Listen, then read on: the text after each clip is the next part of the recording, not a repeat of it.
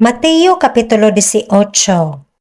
Niadtong taknaan na nagpanuol ang mga tinun-an kang Hesus nga nagaingon, kinsa ba ang labing dako sa gingharian sa langit? Og gitawag ni Hesus ang usa ka bata, og iyang gipataliwala kanila, og miingon, sa pagkamatuod nagaingon ako kaninyo, nga kung dili kamo mamalik og magpakabata, dili gayud kamo makasulod sa gingharian sa langit. Busa, bisan kinsa ang magpakaubos sama ni ini nga bata, kana mao ang labing dako sa gingharian sa langit.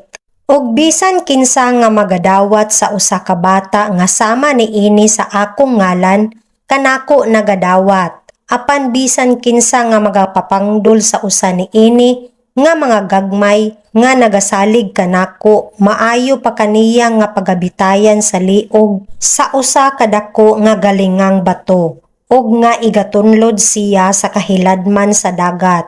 Alaot ang kalibutan tungod sa mga kahigayunan sa pagkapangdol, kay kinahanglan nga ang mga kahigayunan sa pagkapangdol magaabot. Apan alaot kadtong tawo nga tungod kaniya moabot ang kahigayunan sa pagkapangdol. Apan kung ang imong kamot kun ang imong tiil mao ang magapapangdol kanimo, putla kana ug isalibay sa halayo kanimo.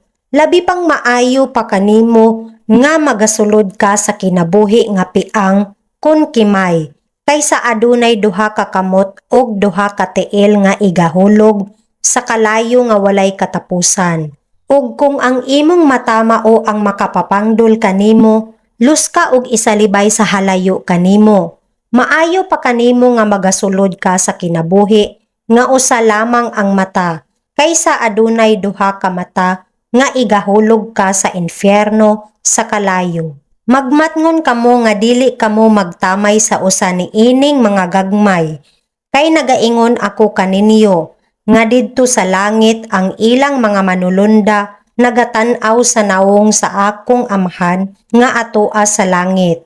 Kay ang anak sa tawo mianhi sa pagluwas sa nga nangawala. Unsay hunahuna ninyo?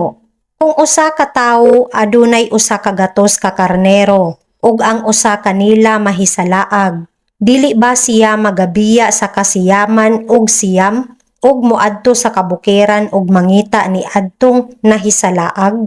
Ug kung mahitabo nga iyang hikaplagan kadto, sa pagkamatuod nagaingon ako kaninyo, nga malipay siya tungod ni adto, labi pa kaysa kasiyaman ug siyam nga wala mahisalaag. Sa maong pagkaagi, dili mao ang kabubuton sa inyong amahan nga atoa sa langit, nga mawala ang usa ni ining mga gagmay.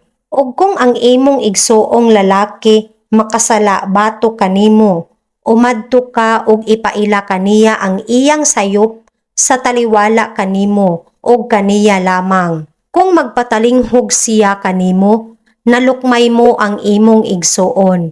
Apan kung dili siya magpatalinghog kanimo, magdala ka og kauban nga usa kun duha, aron nga sa baba sa duha, kung tulo ka saksi mamatud-an ang tanang pulong. O kung siya dili magpatalinghog kanila, igasulti mo sa iglesia. O kung dili usab siya magpatalinghog sa iglesia, isipon mo siya nga hintel og maniningil sa buhis. Sa pagkamatuod nagaingon ako kaninyo, nga kadtong tanan nga inyong gapuson sa yuta, pagagapuson sa langit, o kadtong tanan nga inyong hubaran sa yuta, pagahubaran sa langit. Nag-ingon usab ako kaninyo, nga kung duha kaninyo magahiusa sa yuta, mahitungod sa bisan unsa nga butang nga pagapangayoon nila, kana pagabuhaton kanila sa akong amahan nga atoa sa langit. Kay kung asa magakatigom ang duha kun tulo sa akong ngalan, atoa ako didto sa taliwala nila.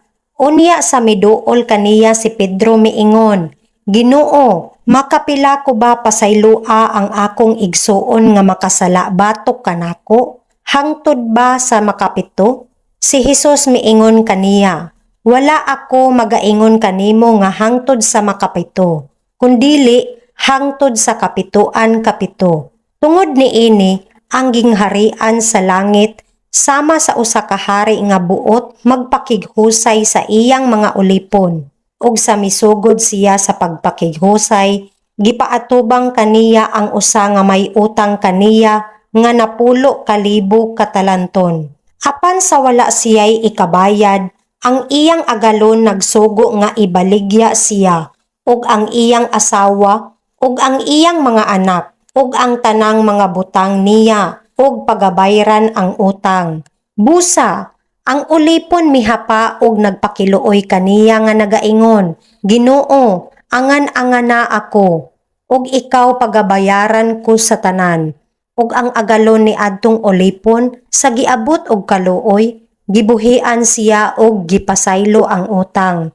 Apan sa nakagula kadtong ulipon, hingkit-an niya ang usa sa mga masigka ulipon niya nga nakautang kaniya sa usa ka gatos ka denaryo. Ug sa gidakop niya, gituok niya og giingon, bayri ako sa utang mo. Unya sa mihapa sa iyang mga tiil ang iyang masigka ulipon, nagapakiluoy kaniya sa pag-ingon, angan-angana ako, ug pagabayran ko ikaw.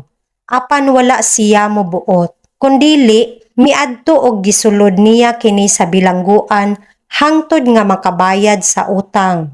Sa pagkakita sa iyang masigka ulipon ni adtong nahitabo na nagsubo sila sa hilabihan o yamot, og miadto sila sa pag-asoy sa ilang agalon sa tanan nga nahitabo.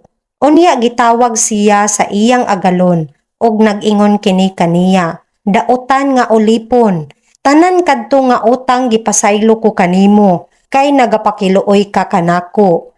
Dili ba usab ikaw kinahanglan maluoy sa imong masigka ulipon ingon sa akong pagkaluoy kanimo? Og sa kaligot-got sa iyang agalon, gitugyan siya sa mga magsasakit hangtod nga hibayran ang tanan niya nga utang. Mauusab ang pagabuhaton kaninyo sa akong amahan nga langitnon.